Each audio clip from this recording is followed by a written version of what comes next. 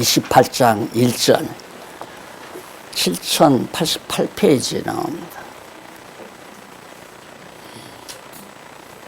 7088페이지 1절 보면 안식일이 다하여가고 안식 후 첫날이 되려는 미명에 막달라 마리아와 다른 마리아가 무덤을 보려고 왔더니 큰 지진이 나며 주의 천사가 하늘로서 내려와 돌을 굴려내고 그 위에 앉았는데,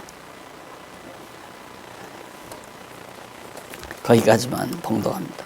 앉았는데 있고 계속해서 앉았는데 그 형상이 번개 같고 그 옷은 눈같이 희건을 수직하던 자들이 저를 무서워하여 떨며 죽은 사람과 같이 되었더라. 4절까지 봉독해드렸습니다. 지난 시간 7절까지 27장까지 했죠. 근데 27장 내용 잠깐 한번 다시 정리를 해서 28장으로 넘어가 보도록 하겠습니다. 교재는 7085페이지 제일 하단에 보면 한 줄 뗀 곳 있죠. 하단 중간 좀 지나서 한 줄 뗀 곳 줄 바꿔서 마태복음 27장은 예수께서 구약의 언약을 성취하러 오신 그리스도이심을 뭘로, 예수가 그리스도라는 사실, 구약의 언약대로 오신 그리스도라는 사실을 뭘로, 정죄와 희생에 의해, 정죄와 희생에 의해서 정죄를 받으시고 죄인 취급을 받으시고 십자가에 못 박혀 죽으시는 희생을 통해서 그리스도이심을 증거했다 하는 얘기예요. 의해서 성취, 구약의 언약이 성취됨으로 바로 예수가 그리스도라는 사실이 증거됐다. 그런 내용인데, 정죄된 제물과 희생된 제물에 의해서 성취함으로 증거하신 것이다. 그러니까 조금 자세히 설명하면 죄 없는 예수에게 정죄가 되고 죄를 정해서 십자가에 못 박아 죽인 희생의 제물이 되어가지고 성취했다. 이런 얘기죠. 이러한 증거는 하나님께서 일찍이 다 창세전에 작정하신 섭리 따라서 영원한 뜻에 따라 언약의 말씀 따라 언약하신 말씀에 근본 바탕을 두고 있는 내용이다. 그런데 문제는 어떻게 해서 언약이 이루어졌느냐 하는 거죠.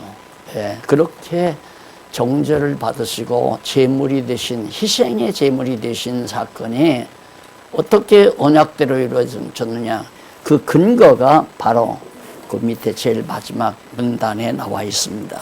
줄 바꾼 데 보면 마지막 문단에 일찍이 여호와 하나님께서는 모세를 통해 소나 양을 비롯한 가죽 및 새나 곡식가루로서 제물을 삼아 드리라고 명하신 사실이죠. 그러면 오늘은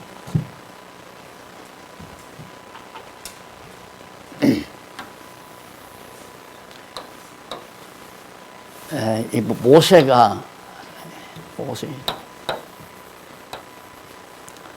모세가 주전 1500년 사람입니다. 대략. 그리고 여기는 이제 아담이죠. 더 올라가면 이제 아담까지 거슬러 올라가죠. 아까 우리 김장로는 성경 구절 읽었잖아요. 읽었는데 아담이 선과 악을 아는 과일을 따먹죠. 그래서 죄인이 돼요. 죄인이 되는 날, 선과 악을 따먹는 날 죽는다. 그래서 아담이 죽었어요.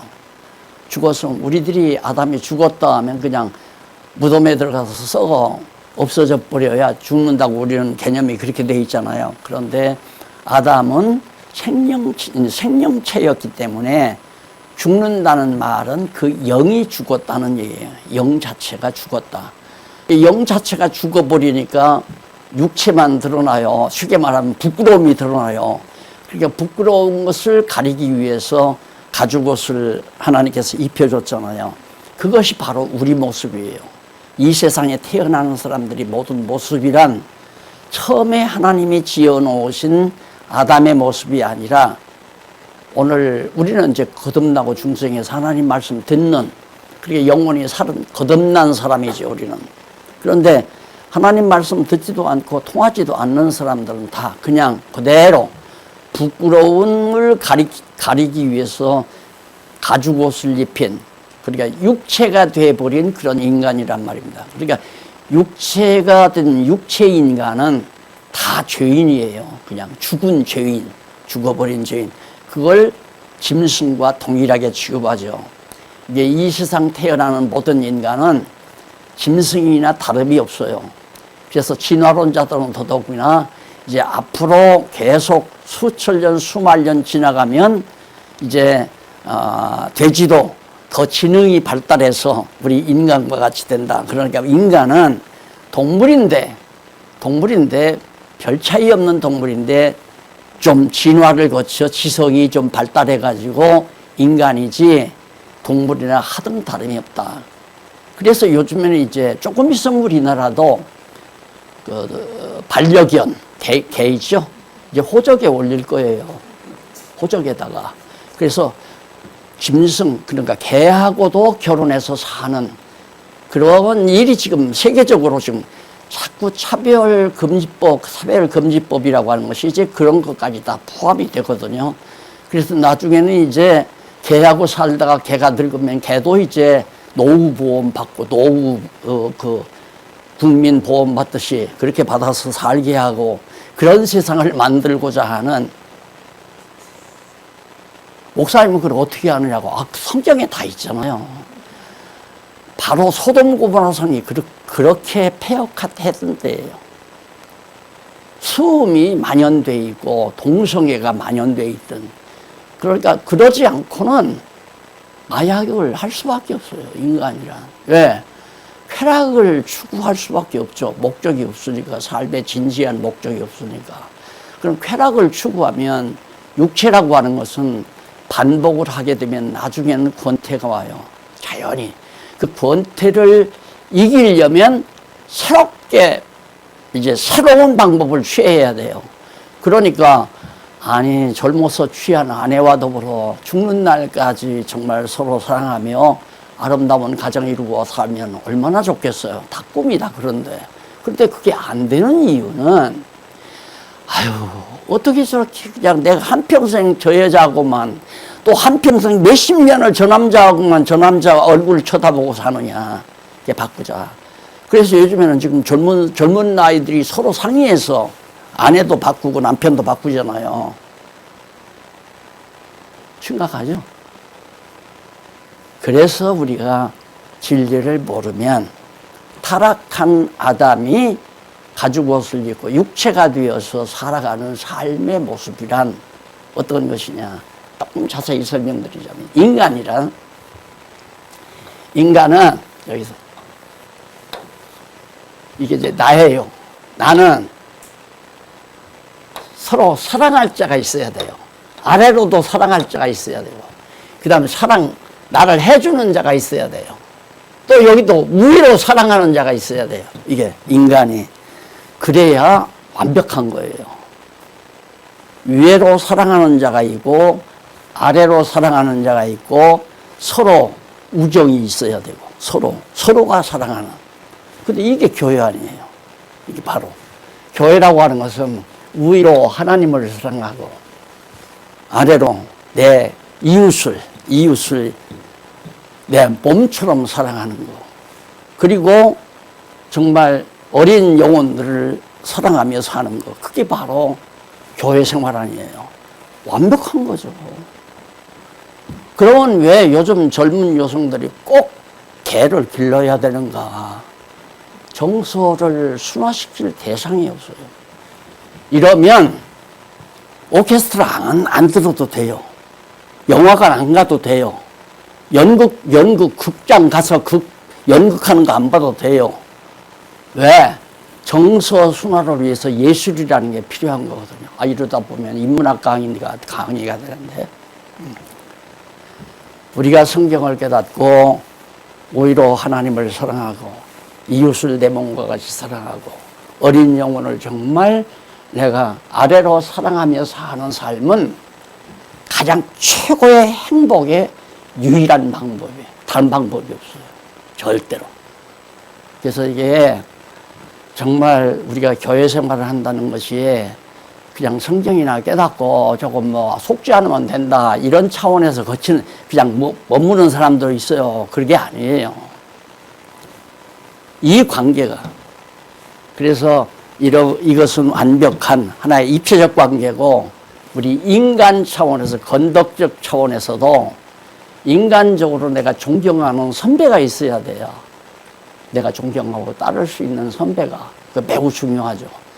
선배를 알아보고 형님을 알아보는 것은 인간됨됨의 기초죠. 기초. 그런 사람은 이건 입체적이고 평면적으로 이렇게 평면적으로 자, 선배를 알아보고 후배를 알아보고 그다음 친구를 알아보고 같은 이 친구라는 교회에서는 지체들이죠. 그러니까 인간 차원에서도 우리 성도들은 이게 이제 건덕.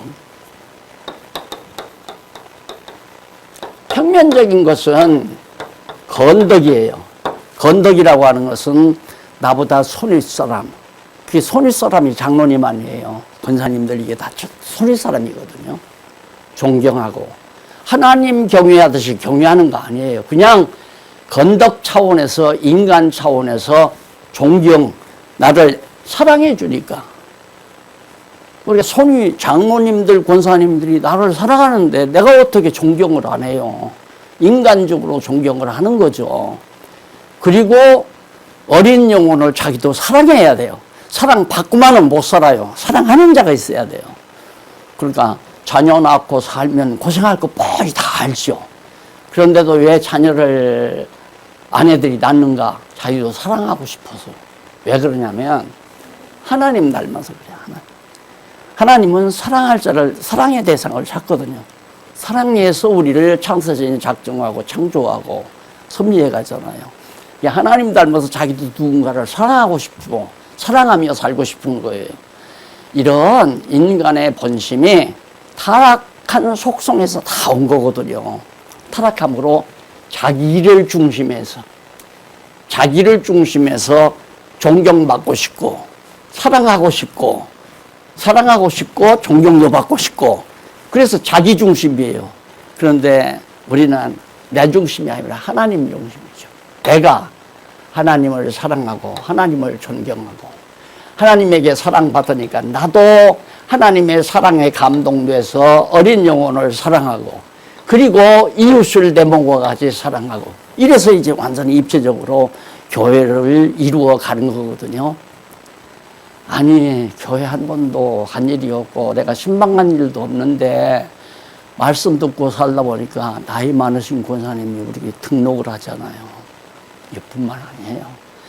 지금 멀리 사시는 분들도 이번 스승의 날 문자 하나가 왔는데 목사님 우리 가족이 모여 앉아서 하루에 성경 석 장씩 읽고 그리고 강론집 그 해당되는 강론집을 같이 읽고 그래서 지금 금년 말에는 완전히 다 끝납니다. 사랑스럽겠어요? 안 사랑스럽겠어요?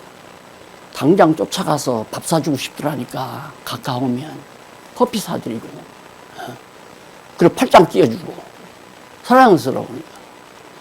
그래서 이거 사랑도 내 육정이 아니고 하나님을 믿는 것과 아는 것이 하나 돼 간다고 하는 것처럼 우리 안에서 사랑이 우러날 수 있어야 되거든요.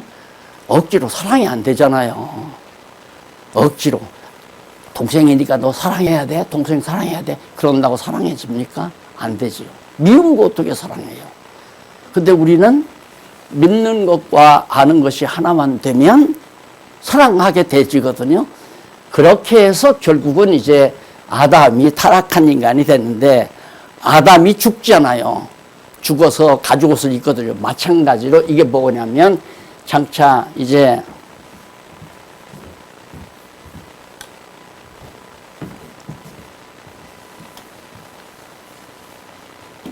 이것도 입체는 건덕이 아니라 사랑이죠. 사랑. 이건 인간들끼리 이루어지는 관계니까 그걸 건너. 고린도서는 요즘 배우잖아요, 여러분. 그게 바로 우리 성도 간의 사랑이에요. 손윗분들은 존경해야 되고.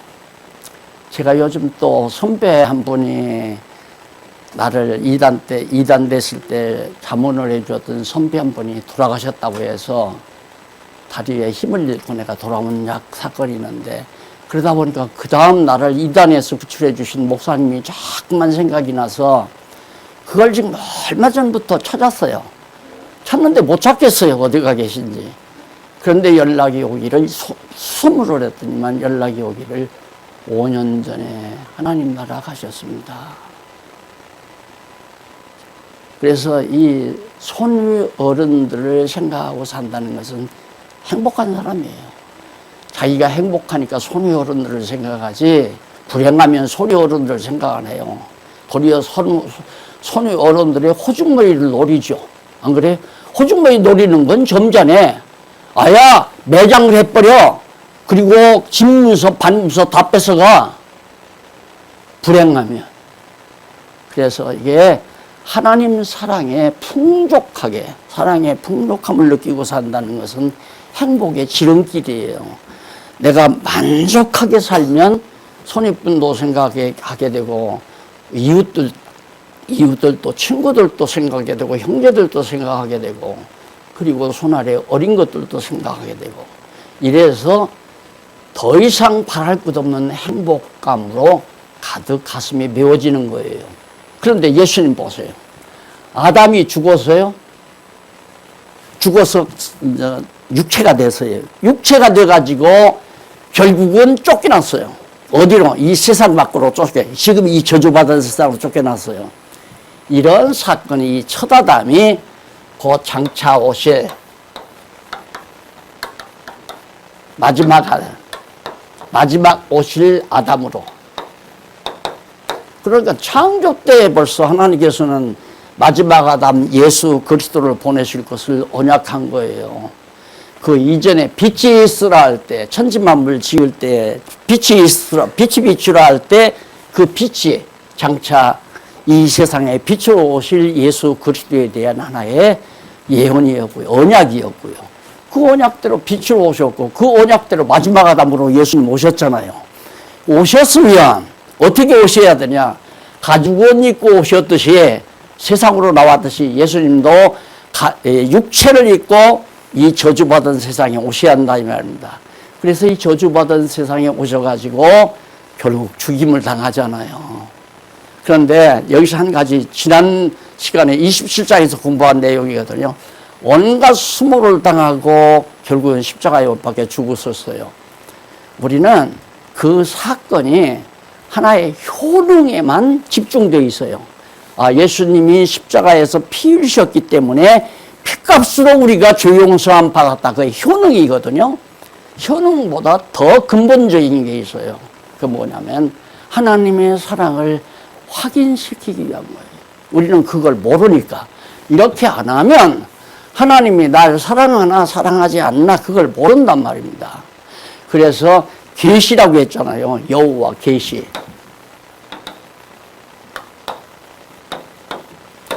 자비성 계시라고. 자비성. 하나님께서 얼마나 우리를 사랑하는가. 그걸 깨닫게 하기 위해서 지금 계시 역사를 이렇게 이끌어오는 거 아니에요.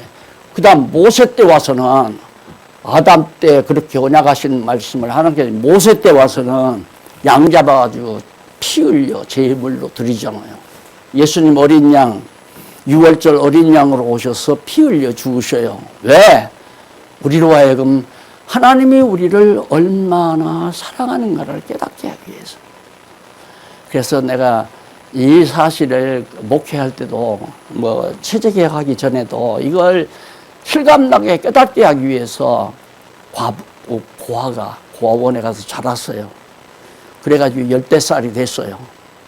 그렇게 걔는 10대살 고아원에서 자라면서 어머니 아버지를 한없이 원망만 하며 살았어요. 그런데 10대살 되니까 이놈이 그래도 어머니 아버지가 살던 고향 땅, 제가 낳은 고향 땅을 찾고 싶었어요. 그래서 갔어요. 가니까 우물가에서 서 있는 아줌마들이 너 누구냐 그러니까 이름을 대요. 누구라고 이름을. 그러니까 얘야 너 많이 잘 컸구나. 고생 많이 했겠다 그러면서 과거 얘기를 다 해주는 거예요. 너 3대째 무녀동남이야. 동남으로 태어났어. 그러니까 어머니 아버지가 너무 기뻐가지고 돌잔치를 동네 돌잔치 하려고 음식을 마련하다가 그만 아궁이에 불을 지펴놓고 딴 일 보다가 그만 그게 불이 붙어가지고 쿨쿨 아주 새록새록 잠자는 방 안에 내가 누워있는데 불이 붙어가지고 온 집을 다 삼키는데 그때 아버지가 뛰쳐들어가서 집 이불에다 싸가지고 너를 안고 나오고 엄마도 뒤따라가서 그만 너와 같이 나오다가 어머니 아버지는 온몸에 불이 붙어 그대로 세상 뜨고 말았단다. 그래서 이불자리에 싼 너는 마당에다가 내불려가지고 너는 살아난 거야. 이런 얘기를 듣고나 그때부터는 원망하던 아버지 어머니가 아니에요. 당장 어머니 아버지의 산소를 찾기 시작했습니다. 펑펑 울기 시작했습니다. 어머니 아버지의 사랑을 깨닫게 된 거죠. 신앙은 하나님의 사랑을 깨닫는 데서부터 시작되는 거예요. 이 이상의 더 극적인 사랑이 어디 있습니까? 높고 높은 영광의 보좌에 앉으신 하나님의 아들이 아담이 가죽옷을 입고 세상에 오듯이 세상에 쫓겨났듯이 예수님도 육신을 입고 마리아의 몸을 통해서 육신을 입고 이 죄악된 세상에 나타나서 여러분과 나를 위해서 비참하게 십자가에서 못 박혀 피 한 방울 물 한 방울 남김없이 흘리시고 운명하셨다 그 말이에요. 그것이 27장에 나오는 얘기예요. 그런데 안식 후 첫날입니다. 28장 1절이에요. 28장 1절. 안식 후 첫날이란 말은 이런 얘기하면 아주 자잘부리한 얘기이기 때문에 중심을 놓치기 때문에 내가 그게 안타까운 거예요. 안식 후 첫날이란 뭐냐면 이게 이제 여기가 일요일 아니에요? 그 다음 월, 화, 수, 목, 금, 토 이렇게 이게 안식일이에요. 이게 토요일 날이. 그러면 예수님이 고난당하신 날은 금요일 날 당한 거죠. 금요일 날 붙들려서 이른 새벽에 붙들려서 고난당하시고 금요일 날 십자가에 못 박아 놓으니까 안식일 날 운명해가지고 편안하게 까딱도 손 하나 까딱하지 않고 눈꺼풀 까딱하지 않고 일요일 날 완전히 토요일 날 완전히 쉬신 거죠. 그러면 모세가 십계명 받을 때 안식일을 거룩하게 지키라 하면서 나중에 설명을 하기를 안식일에는 여행도 하지 말고 밥도 끓이지 말고 아무것도 하지 말라고 해요. 그게 무슨 뜻인지 모르고 예수님께서 이 안식일 토요일 날 까딱하지 아니하고 온종일 쉬실 것을 미리 모세를 통해서 그렇게 예언하신 거, 언약하신 거거든요. 그 언약이 그대로 이루어졌잖아요. 그걸 마태가 안식 후 첫날 하니까 첫날은 일요일 아니에요. 그래서 오늘 우리들이 예수님이 부활하신, 이날 예수님이 부활하신 거거든요. 부활하신 날을 우리들이 날짜 잡아가지고 기왕 모일 때 꼭 뭐 부활하신 날, 일요일 날 모이라는 것은 없어요. 환경 따라 언제든지 모일 수 있을 때 모이는데 다행스럽게도 문화가 일요일 날 다 모든 직장이 다 쉬는 날 아니에요. 그래서 일요일 날 모이게 되고 그것이 하나의 전통이 됐는데 교인들이 안 나오니까 뭐라고 하냐. 안식일 거룩하게 지키라고 했다. 안식일 안 지키면 그냥 돌로 때려 죽이라고 했다. 돌로 때려 죽이라고 그랬어요. 안식일 안 지키면. 그러니까 이게 안식일은 토요일인데 일요일이 안식일이라고 거짓말을 하는 거예요. 자꾸만. 안식일 아니에요. 그래서 내가 나오기 싫으면 안 나와도 좋습니다. 그 말이거든. 그럼 안 나온다고 하는 말은 뭡니까? 부담 갖지는 하지 마십시오. 사랑하는 사람 보고 싶어요? 안 보고 싶어요? 보고 싶죠. 부담스럽고 대답하라는 얘기는 아니에요. 보고 싶잖아요. 그러면 나오면 50명도 보고 100명도 한꺼번에 볼 수 있는데 자기가 가서 단둘이 만나면 내가 커피를 사든지 사야지, 밥도 살려면 사야지, 돈도 들어가고, 안 그래요? 얼마나 좋아요, 이게. 그러니까 사랑하면 보고 싶어 나오는 거고, 사랑하지 않으면 그때 나나 실력 기르면 되는 거고, 다 설명 다 나오는데, 책에 다 기록돼 있고. 그렇게 권사님, 아까 등록하신 권사님은 그동안 공부 열심히 해도 좀 같은 또래들끼리 교제도 나누고, 사랑도 받고 싶고, 당신도 사랑하고 싶고, 또 사랑하고 산다고 그러잖아요. 어디 후원금 내고 계시다니까. 그게 교회 생활이에요. 억지로 하는 거 아니에요. 사랑해서 해야 한다. 내가 예를 들어서 후원금을 낸다 할 때 나보다 어린 영혼들을 사랑해서 신령한 양식으로 나눠 먹게 하기 위한 경비를 나도 합력해야 돼. 그게 사랑의 행위 아니에요. 사랑하지 않는데 뭐 때문에 돈을 내요? 안 그래? 생각해. 신문 후원금을 낸다.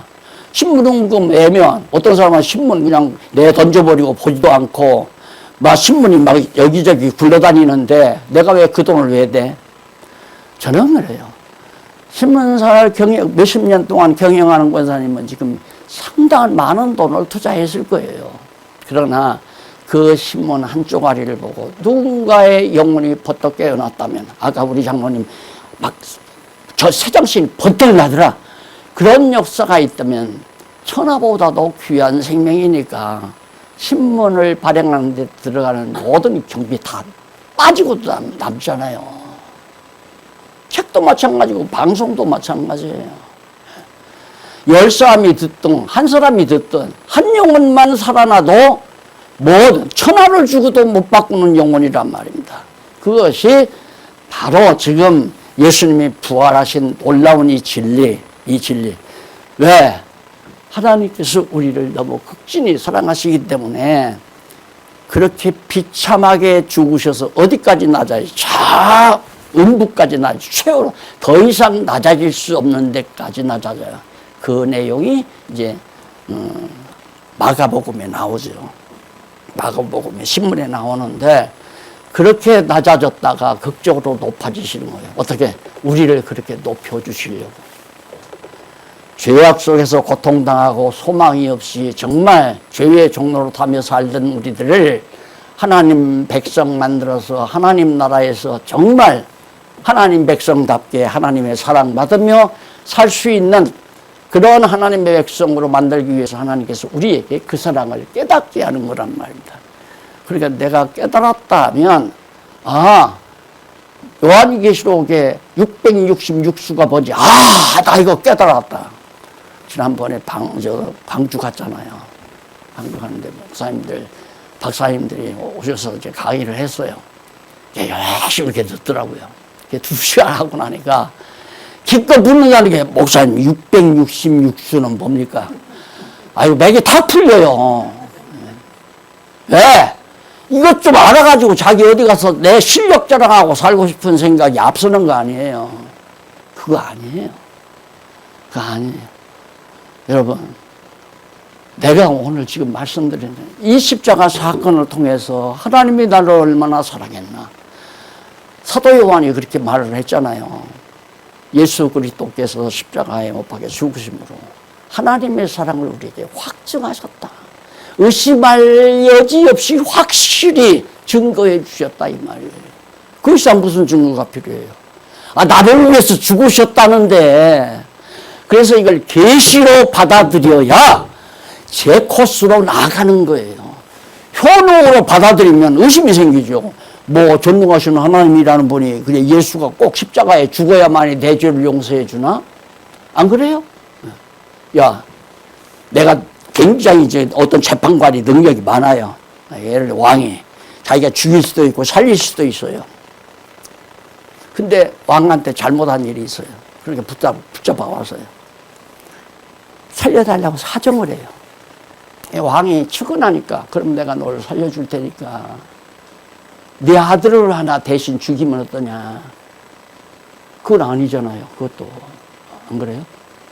야, 하나님은 전능자인데 그래 내가 용서해 주마. 그냥 깨끗이 없애버리면 돼요. 그러면 우리 죄인이라고 하나님이 인정 안 하면 되는 거 아닙니까? 우리 자녀들 다 길러봤잖아요. 자녀가 잘못했어도 아버지가 다 덮어버리면 끝나잖아요. 근데 하나하나 일일이 따져버리면 아이들 기죽어서 완전히 아이 버린단 말입니다. 이 하나님이 그렇게 해서 다 죄가 없다라고 인정하면 되는데 선악과 만들어가지고 공연히 죄인 만들어서 왜? 깨달으라고. 너 네 좋은 대로 살아봐야 불행하다. 지옥 생활이야. 안 그래요? 이 선악을 안다고 하는 것은 아담이 자기 좋은 대로 자기를 중심해서 좋고 나쁜 걸 분별한다는 얘기예요. 그러니까 자기 좋은 대로 하고 나쁜 건 싫고 그거에 하나님과는 반대가 되는 거죠. 하나님이 좋으신 것은 나는 싫고 내가 좋은 것은 하나님이 싫고 하나님하고 맞서는 거 아니에요. 맞서는 걸 가만 놔두겠어요? 내쫓아버려야지. 그래서 가족을 잃고 내쫓아버린 거거든요. 세상 밖으로. 그러다 보니까 비참하게 됐잖아요. 전쟁 안 하면 안 되잖아요. 역사가 전쟁사라고 그러잖아요. 인류 역사가. 서로 만나면서 뭐 다 큰 얘기하잖아요. 네가 크냐 내가 크냐. 거기에 무슨 행복이 있어요. 너보다 내가 돈 많이 벌어야 다 많이 벌어는 행복한가요? 그것도 안 되잖아요. 불행해. 행복의 유일한 방법은 내가 얼마나 풍성한 사랑을 느끼느냐. 내가 얼마나 풍성한 사랑 속에 잠겨져 있느냐가 내 행복의 기초예요. 이게 하나님의 사랑 깨달으면 아무것도 더 바랄 것이 없잖아요. 그때 내가 행복하니까 하고 싶은 일은 사랑을 베풀고 싶은 거죠. 나도 누군가를 사랑을 베풀고 싶다. 그게 바로 그리스도 안에서 형제를 사랑하고 선배를 존경하고 후배를 후배를 사랑하고 어린 영혼을 사랑하고 그러며 사는 것이 신앙생활이죠. 그래서 행복한 자만이 진짜 사랑할 수 있다. 내 주례사 들은 사람은 다 알잖아요. 사랑해야 행복한 게 아니라 행복한 자만이 진짜 사랑하며 살 수 있다. 사랑하는 사람은 거짓말할 필요도 없어요. 거짓말이 필요 없죠. 안 돼요. 왜? 거짓말은 내가 어떤 목적이 뚜렷해야 그 목적 달성을 위해서 거짓말을 하는 거예요. 그래서 세상 정치라고 하면 정치 이념이 다르다. 여당, 야당 정치 이념이 다르잖아요. 그 정치 이념 실현을 위해서는 백성을 깜짝같이 기분 좋게 잘 속이는 당이 권력 잡는 거예요. 그게 재미가 없어. 진짜 이 세상이 다라면 재미가 없어요. 하나님이 엄청난 이 사랑을 깨닫고 나니까 결국 사랑하고 싶은 마음밖에 없잖아요. 그래서 무슨 정신병 또 아니면 정말 은둔하는 거, 마약, 영화관, 오케스트라 연주하는 데가 들어야 되겠다. 그 감정 순화를 위해서 그러거든요. 하나님의 사랑 깨달으면 감정 순화 노력할 것도 없어요. 그냥 푹 감정이 아주 푹해서 행복으로 벅찬다 이 말입니다. 그러니까 결국은 이웃을 사랑하는 마음으로 살게 된다. 그 일을 위해서 예수님이 죽으셨는데 죽으심으로 끝나면 안 되죠. 예수가 그리스도라는 사실이 확실하면 부활해야 된다 이 말이에요. 그래서 여기가 어떤 내용이 나오냐면 이제 부활의 확증에 의한 성취 내용이 나와요. 그런 모든 예언들이 요나서에 선지자 요나가 다시스로 도망을 가다가 고레 속에 들어갔잖아요. 3일 만에 고레 속에 나왔어요. 근데 예수님 당시에 많은 사람들이 이제 표적을 구하니까 내가 너희에게 보여줄 표적은 요나의 표적밖에는 보여줄 것이 없다. 최대의 표적. 예수가 그리스도라고 하는 최대의 표적. 죽었다가 부활하신 사건입니다. 기독교의 핵심이에요. 예수가 죽었다가 부활했다. 그래서 부활의 종교라고까지 그렇게 말하잖아요. 다시 부활. 그러니까 요나 선지자를 통해서 예언한 대로 예수님 부활했고, 또 뿐만 아니에요. 그 뒤에 보면 호세아에도 나오잖아요. 호세아 제3일에 살리신다.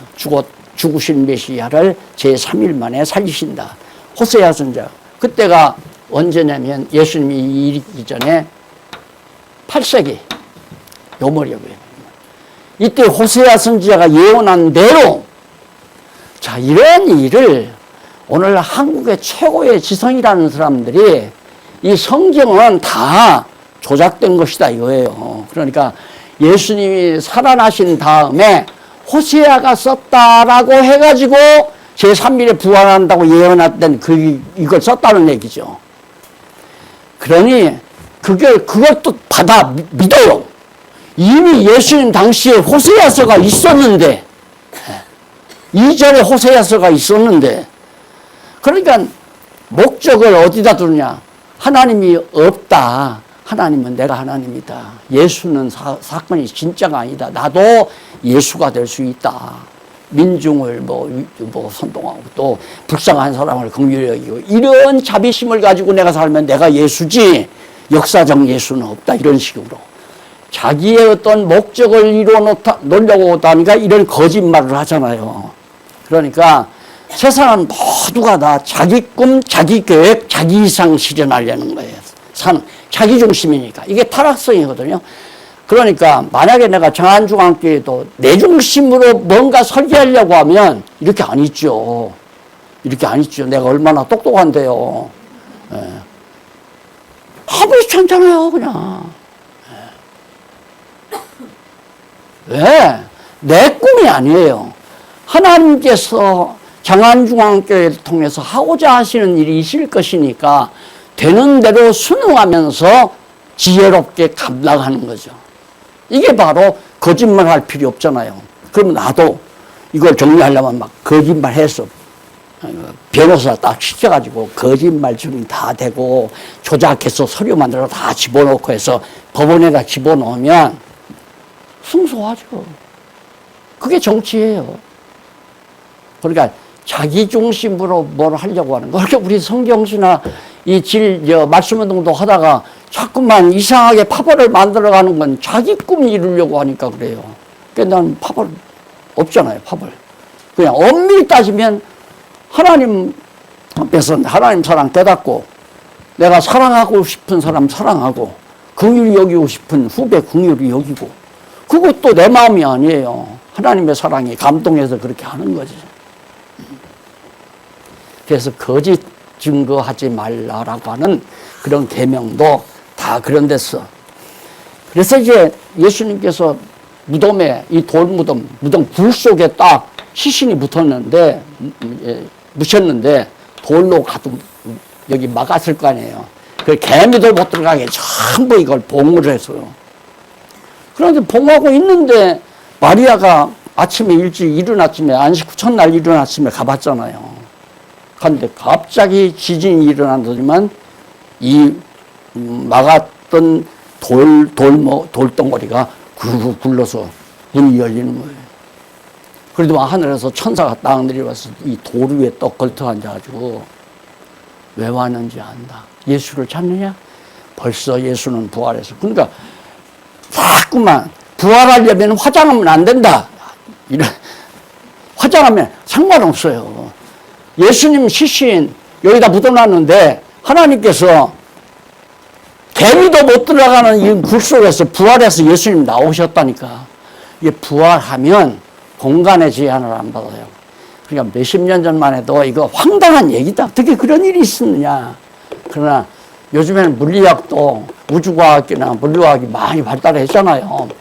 약간의 기초 상식만 있어도 가능한 얘기다. 부활이라는 게 가능한 얘기다. 돌덩어리를 막았다고 해서 거기서 못 나온다? 다 나오게 돼 있어요. 물리학에서도 그 입증하고 있잖아요.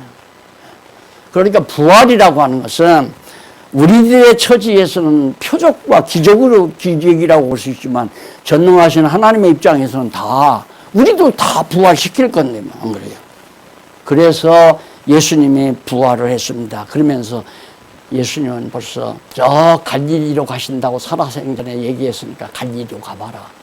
마리아가 그만 또 그 말을 듣더니만 가서 막 갈릴리로 가려고 할 때 또 중간에서 예수님이 딱 나타나잖아요. 나타나서 마리아야 편안했더냐 인사하지만 내니라 하면서 당신 부활하신 예수님의 몸이 드러나요.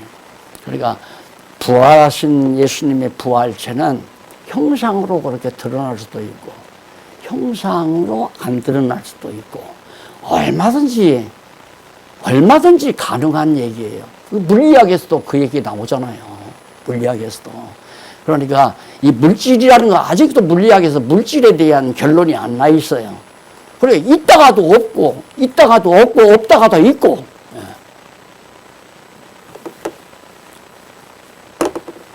그 다음에 이제 인물을 부여하여 성취합니다. 인물을 부여해요. 예수님이 제자들을 갈릴리에서 만나거든요.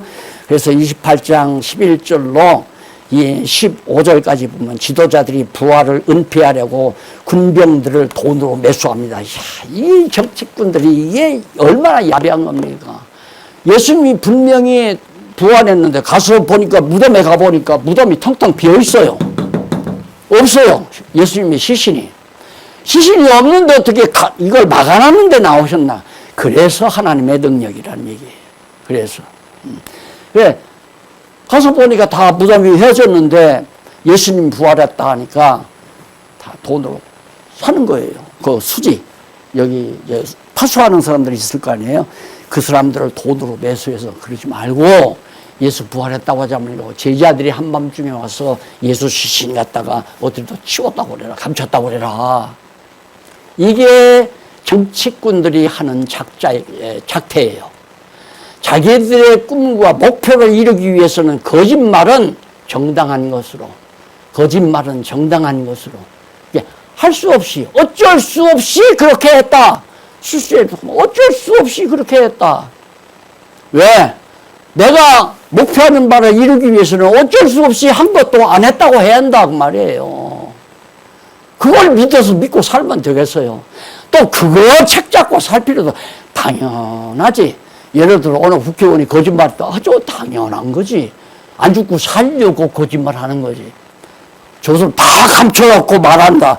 안 죽고 살려고 하는 거 아니에요. 내 동료 죽이면 안 되니까 내 동료 살리기 위해서는 자꾸 경감을 해줘야 되고 감춰줘야 되고 덮어줘야 되고 그런 세상에서는 진실을 찾고 살겠어요. 늘 속죠. 그러면 늘 속죠. 늘. 그러니까 입 바른 소리 하려고 하는 뭐 기자들이나 이런 변호사들은 바짝 말랐잖아요. 바짝. 신경질나니까 바짝. 이놈도 나쁜 놈이고 저놈도 나쁜 놈이고 이래 되니까 그냥 그러려니 해요.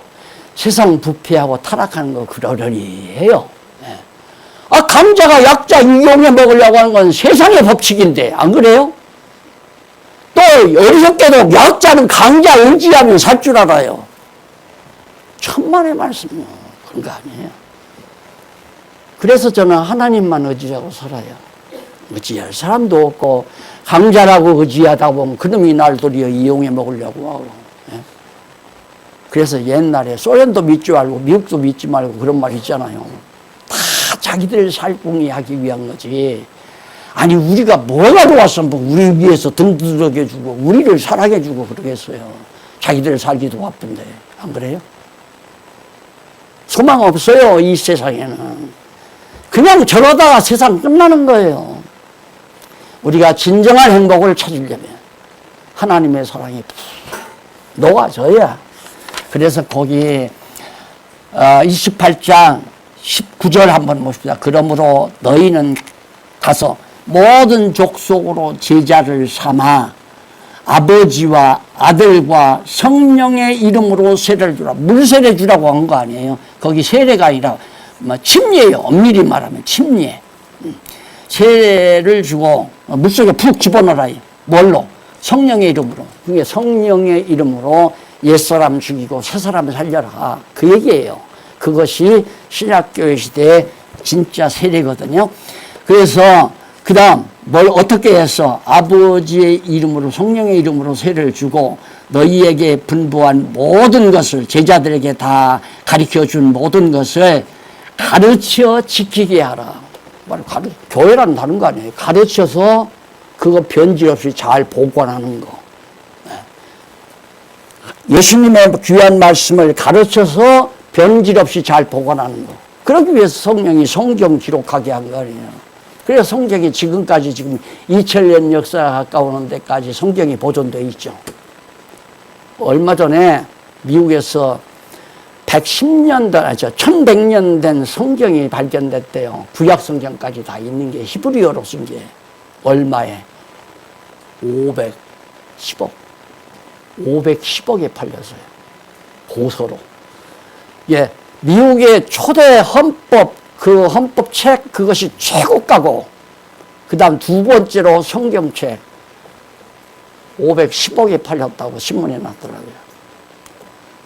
이 성경이 보존되는 거예요.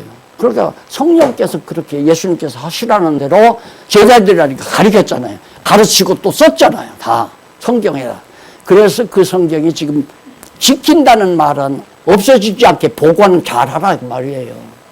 오늘 우리가 성경신학을 정말 하나님께서 우리에게 주셨기 때문에 성경의 본뜻을 알게 됐잖아요. 알게 됐기 때문에 이것도 성령께서 오고 오는 세월 분명히 지켜나가도록 역사하실 겁니다. 이렇게 해서 결국 예수님께서 부활하심으로 말미암아서 구약의 예언이, 자, 아담 초창기에 예언한 거, 여기 작정 나오잖아요. 창세전에 작정하신 뜻이 다 이렇게 창조 때부터 이루어지고 그걸 모세를 통해서 언약하시고 그 다음 선지자들 통해서 예언케 하시고 예언대로 예수님이 다 이루어지게 하시고 그게 성경 66권의 구약 성경이고 신약 성경이고 이것이 안 믿어지면 뇌병원에 가서 조사를 해보셔야 돼요. 뭐가 내가 문제가 있나 없나. 어떻게 이게 안 믿어져요? 안 그래요? 한 해 두 해도 아니고 수천 년 걸려서 1500년부터 모세가 이거 다 기록하게 했잖아요. 전부. 모세 이후에 선지자들 한 30여 명이, 신약 한 10여 명이 이렇게 기록해서 했는데 어떻게 이렇게 언약한 대로 빈틈없이 예수님 죽었다가 부활하신 사건마저도 정확하게 그렇게 다 이루어지느냐 이 말이에요. 그래서 나같이 좀 약간은 멍한 나도 안 믿어질 수가 없잖아요. 믿어지죠. 무조건 믿는 게 아니에요. 맹신이 아니라 말입니다. 장로님 참 어떻게 다 믿었어요? 세상 밖으로 나갔을 거예요. 성경신학 못 만났으면. 목사님 골치 아픈 분 만났죠. 자꾸 들어와서 깐족깐족 울어대면 나는 묻다가 얼마나 나귀를 맞았는지. 네 그렇게 똑똑하고 잘나서 교수한테 그렇게 똑똑하고 잘났으면 써! 최고로 내 세상 태어나서 최고로 호통을 들어봤으니까 내가 도둑질한 것도 아니고 교수님 욕한 것도 아닌데 답답해서 좀 물었더니만 그렇게 나를 그냥 막 호통을 치더래요. 대답을 못하니까. 그래서 오늘 예수님의 죽으심과 부활하심에 대한 뜻깊은 의미를 우리가 살펴봤습니다. 십자가 사건은 계시적 차원에서 보는 것이 근본적이다. 효는 사실상 예수님이 피 아니래도 이 말하면 또 이단이라고 할 거니까 거기서 중단합시다. 우리에게 보여주려고 봐라. 예수님이 실제로 피와 물 다 쏟지 않느냐. 누구를 위해서? 너 사랑을 확인시키기 위해서. 기도하십니다. 자비하신 아버지 하나님, 하나님의 사랑에 감복하며 살 수 있는 특권을 우리에게 주신 걸 감사합니다. 한없이 행복한 삶을 살게 하시옵소서.